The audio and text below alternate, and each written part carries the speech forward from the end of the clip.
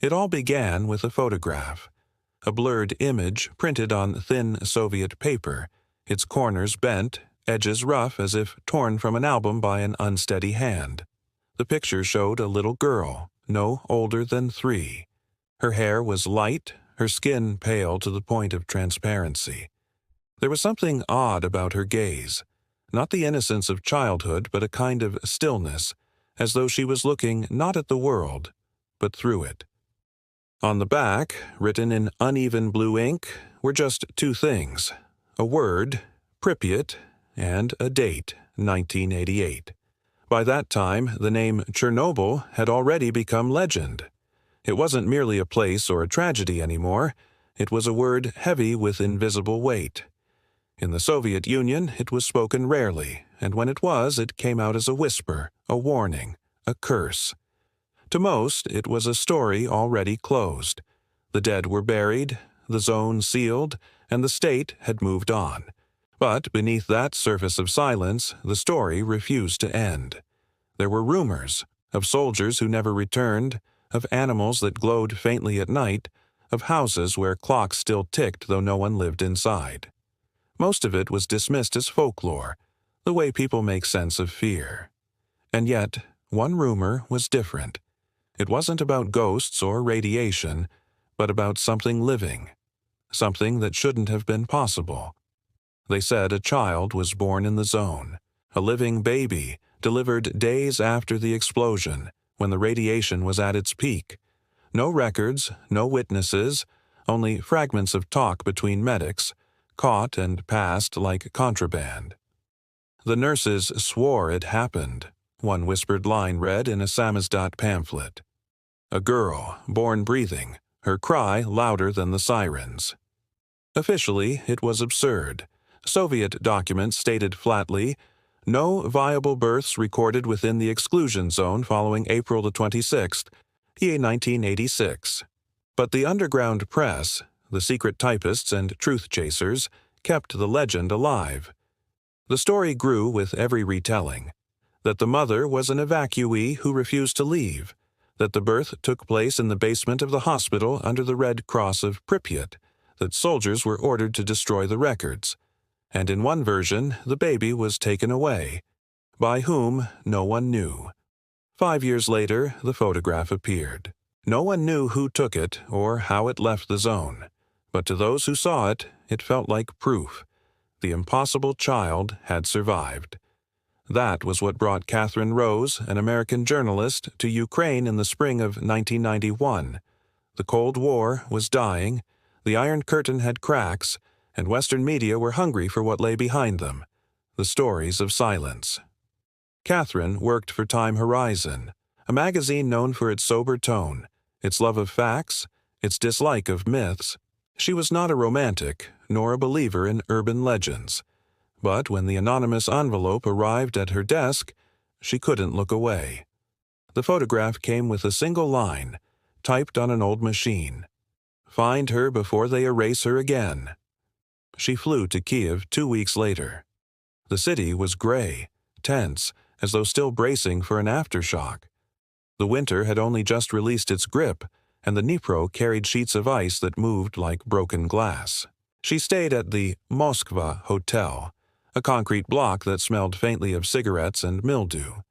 From her window she could see the domes of St. Sophia, green and gold, untouched by the invisible disaster that had changed everything north of here. Her contact from the local press agency never showed up. Instead, the next morning, a man was waiting for her in the lobby, short, broad-shouldered, with a limp in his right leg and a cigarette already burning between his fingers.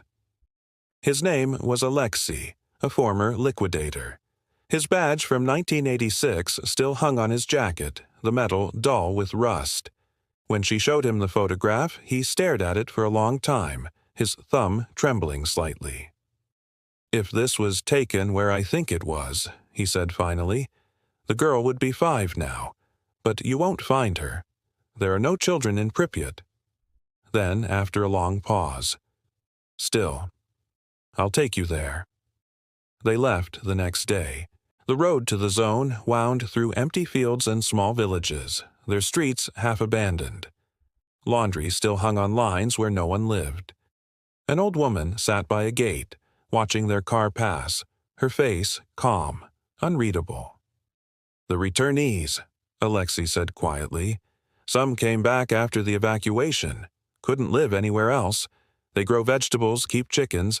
They think if they act normal, the air will forget what happened." At the first checkpoint, soldiers with dull eyes checked their papers and stared at Catherine S. American passport as if it were a weapon. After an hour, the gate opened. The zone began. The silence hit her first. It wasn't absence of sound. There were birds, wind, the crackle of dead leaves, but it felt thick, like air that remembered too much. The Geiger counter on Alexei's belt ticked softly, a steady rhythm like a mechanical heartbeat. When they reached Pripyat by sunset, the city looked like a photograph itself, frozen mid-breath. Apartment blocks stood half-eaten by trees, windows shattered, curtains still swaying as if someone had just left. A Ferris wheel loomed above the horizon, rusted and skeletal. Catherine walked through the main square, camera in hand. She photographed everything: the peeling mural of happy workers, the broken clock frozen at 1:23, the hour of the explosion. Her footsteps echoed. Somewhere a door banged softly in the wind. Alexei said nothing. He moved with the quiet of someone revisiting a grave. They reached the hospital before dark. The building crouched like a wounded animal, its roof partly collapsed, windows boarded or gone. Inside, the air was stale, heavy with iron and dust. The walls were covered in faded drawings, children's scribbles, stick figures, and suns. A tricycle lay on its side in the corner. Catherine turned on her recorder, the soft click breaking the silence. Alexei picked up a rusted plate from the floor. "Room number 3, he said. "Maternity ward." He looked around slowly. "I guarded this place. No one was allowed in. Not doctors, not soldiers. They said it was contaminated beyond saving. But people talked. They said one woman never left. Said she gave birth here. I didn't believe it." Catherine moved closer to the wall by the window. Something had caught her eye, a patch of paint disturbed, scratched into letters. She brushed away dust. Words appeared, uneven, carved deep by a small or shaking hand. "She breathes." "What does it mean?" she asked. Alexei shrugged. "Foreigners came here once. Maybe a joke, maybe nothing." But later, as night fell, she sat in the car outside the city gates, unable to sleep. The photo lay on her lap. The shadows from the dashboard lights danced across the little girl's face. Catherine turned the picture over and looked again at the word Pripyat, the date, 1988. Then suddenly she noticed the wall behind the child. The cracks, the window frame, the faint curve of peeling paint. She had seen it before, only hours ago. Room number 3. The same window, the same wall. Someone had taken that picture 2 years after the city died. And if that was true, then somewhere in the heart of the dead zone, a child had lived. The morning arrived cold and gray, the sky heavy with low clouds that pressed down on Pripyat like a warning. Catherine rose, woke before sunrise. The photograph still clutched in her hand as if letting go might erase the girl from existence. Outside, the streets were silent, the buildings standing like frozen witnesses, their windows dark and empty. Alexei had gone ahead to inspect the roads into the city, and when he returned, his face was as unreadable as ever. "There are some buildings left untouched," he said. "Records, ledgers, letters, papers the city didn't burn. If you want answers, we can try there." Catherine nodded, her stomach tightening with anticipation.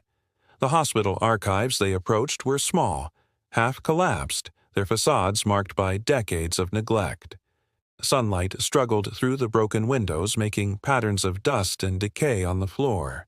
Inside, the air smelled of mold, iron, and old paper, the scent of memory that had waited too long. She moved slowly, her fingers brushing over piles of brittle envelopes, folders with torn edges, yellowed pages covered in typed and handwritten notes. Most were mundane: temperature logs, patient records, evacuation lists, notes about supplies. But Catherine could feel something alive in this quiet chaos. The papers were the voices of those who had stayed, of those who had witnessed the impossible and dared to write it down. Hours passed as she sifted through the piles, each sheet a small, trembling fragment of human life. Names, dates, medical observations. These were the remnants of a world abandoned and erased. And then, almost hidden behind a ledger, she found an envelope, sealed simply with a small wax imprint that had long since cracked. The date: May 5th, 1986. Inside, folded carefully, was a letter written in hurried, delicate script, almost childlike in its uneven strokes. Catherine recognized it immediately as the writing of a nurse, one of the few who had remained after the evacuation. She read aloud, softly, each word burning into her memory. "She is alive. I saw her cry. No one else can know. They will take her if they find out. Keep this safe." Her pulse quickened. Evidence, proof that the story was not rumor or myth. The letter continued, describing the room where the child had been delivered. A small, cold basement lit by a kerosene lamp, the faint hum of Geiger counters in the corner, the smell of antiseptic mixed with fear. The nurse had recorded every detail she could remember: the way the girl's eyes opened, the grip of her tiny fists, the first sound of her breath. Every line was trembling with urgency. Catherine realized the writer had been terrified not for herself, but for the child. There was a sense of secrecy that permeated the paper, a fear that if anyone discovered this, the child's life could be erased before it even began. Other letters in the pile began to tell a story in fragments. One described the hurried evacuation of nurses and patients, the burning of hospital files, the sealing of doors with warnings of contamination. Another spoke of small acts of defiance: a bottle of milk saved for the newborn, a blanket folded and hidden in a closet. Some were just observations: the color of the walls, the fading posters, the faint smell of grass brought in through the windows. Each note painted a picture of a place both desolate and alive, and of people who risked everything to preserve a trace of normalcy. Hours turned into the afternoon. Catherine's eyes ached from reading, but she couldn't stop. Every document she uncovered added weight to the photograph, to the rumor, to the fragile possibility that the girl existed. Alexei watched silently, smoking cigarette after cigarette, glancing at the windows as if expecting them to reveal some hidden truth. At one point, Catherine noticed a small folded piece of paper tucked between the pages of a ledger. It was a note in pencil, faint, almost invisible. "She will remember nothing of this place, but it will remember her." Catherine held it in her hands for a long time. The words echoed in her mind, heavy with implication. The nurse had known what the world had forgotten, that even as the child survived, the zone itself had absorbed every detail of her birth, every shadow, every sound. The city, the hospital, the streets, they had all witnessed her first moments of life. By the time they left the archives, the sun was low on the horizon. Catherine pressed the letters against her chest as they walked back to the car. The streets of Pripyat were empty, but Catherine felt eyes watching her. Not human, not alive in the traditional sense, but the weight of history pressing down. Every broken window, every rusted swing, every wall she had seen held memory. The city itself seemed to lean toward her, guiding her steps, warning her of secrets not yet revealed. In the car, she spread the letters across her lap and read them again. She realized she was holding more than paper. She was holding proof that life had persisted where it was not meant to. Amidst evacuation orders, radiation readings, and official denials, someone had survived. A child had survived.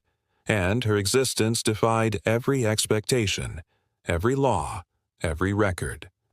Alexei finally spoke, his voice low and grave. "People want to forget.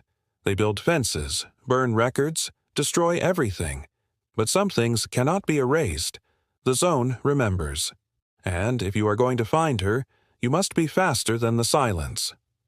Catherine nodded, feeling the weight of decades on her shoulders. She had entered the zone chasing a story, but now she understood that the story was chasing her, pulling her into a history she could almost feel breathing around her. She was following a thread through fear, memory, and absence, toward a child who had lived where life should have been impossible. That night she stayed awake, the letters spread on the seat beside her, the city silent outside. Somewhere, beyond the empty streets and crumbling buildings, a girl had survived. Catherine could not see her, could not hear her, but she could feel her presence.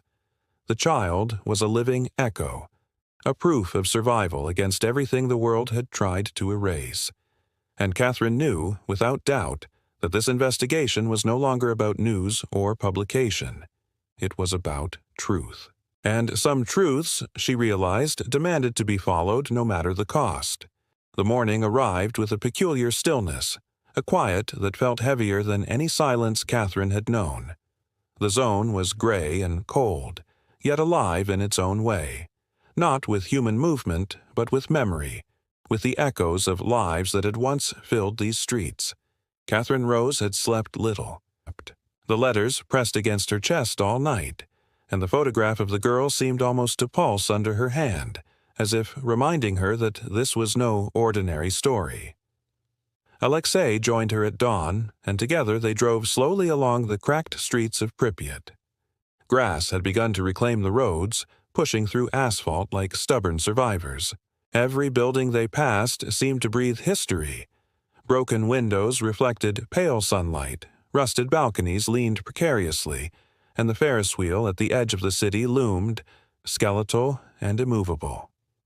Catherine's heart thumped as she remembered the letters she had read, the nurse's trembling words, the small pencil note. She will remember nothing of this place, but it will remember her. For hours they moved through the outskirts, past empty playgrounds, abandoned shops, and half-collapsed apartment blocks. Occasionally, a bird took flight from a window ledge or a rat scurried across the road.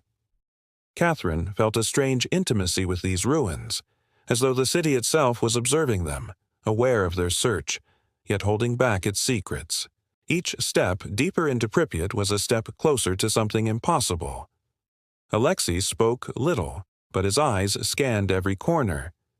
"People stayed," he said finally, his voice low. "They returned, hiding among ruins.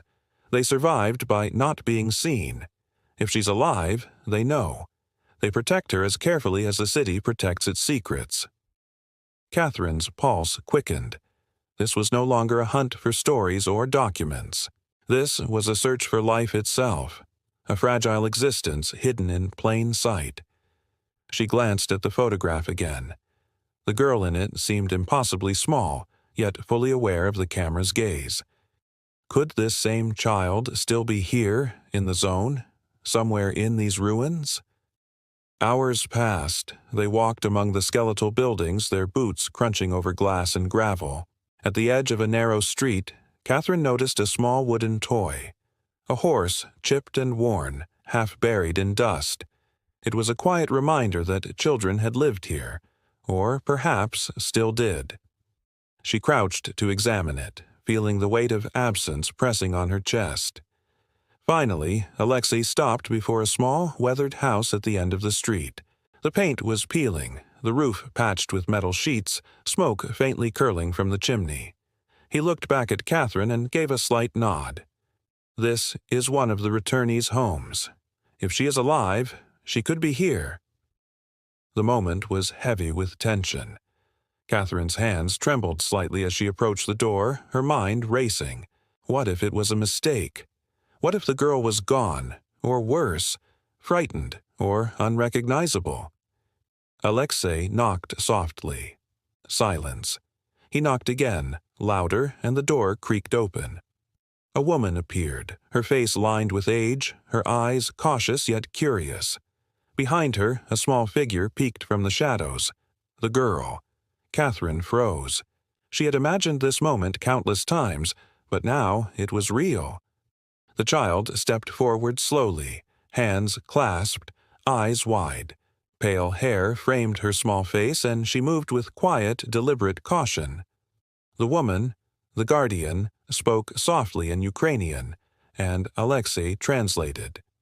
She doesn't know why anyone would come here. She has been protected all her life.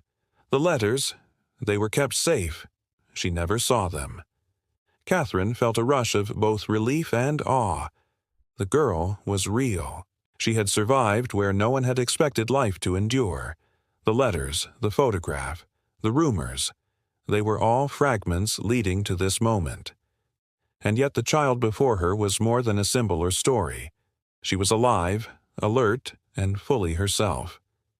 Catherine took a deep breath and spoke gently, careful not to frighten her. "I'm Catherine," she said. "I came to learn about you, about your story." The girl tilted her head, studying Catherine with intelligence and quiet curiosity. She did not cry. She did not run. She simply observed, as if weighing this new presence in her world. The woman explained more. The girl had been born in the basement of the hospital, hidden immediately by caretakers who refused to let the authorities know. She had lived in the shadows, moving between safe houses, taught to survive in silence. The letters Catherine had found were carefully preserved, kept as a record for someone who might one day seek the truth. Catherine listened, heart pounding, absorbing the meticulous care that had gone into preserving the child's life. Every word, every gesture from the woman painted a story of courage, love, and relentless determination. The zone, with all its silence and desolation, had become a cradle for this life, and its very emptiness had protected her. For hours, Catherine observed the girl from a respectful distance, careful to take notes, photographs of the surroundings, and recordings of the woman's recollections. Each fragment deepened the narrative, but the girl herself remained untouchable, a living testament to resilience. Catherine realized that the story she would tell was not just about disaster or neglect or survival, but about the persistence of life against the most impossible odds. As the day faded, Catherine and Alexei prepared to leave. The girl stood in the doorway, silent, watching them go. Catherine glanced back through the rearview mirror, her heart catching at the sight of the small figure framed by the doorway, a living proof that life could endure even when all odds said it could not. Driving away from the city, Catherine felt the zone shift behind her. Empty streets, silent buildings, trees whispering in the wind. It was still a place of absence and memory, yet now it also carried hope. She had found her story. Not a legend, not a myth, but a life. She understood then that some truths cannot be hidden forever. They endure, waiting for someone willing to see them, willing to follow the breadcrumbs of history, letters, and memories. And when found, they have the power to change everything. The girl in the shadows remained behind, but she was no longer lost. Catherine carried her story with her, alive, fragile, undeniable, a testament to the quiet courage of life in the most unlikely of places.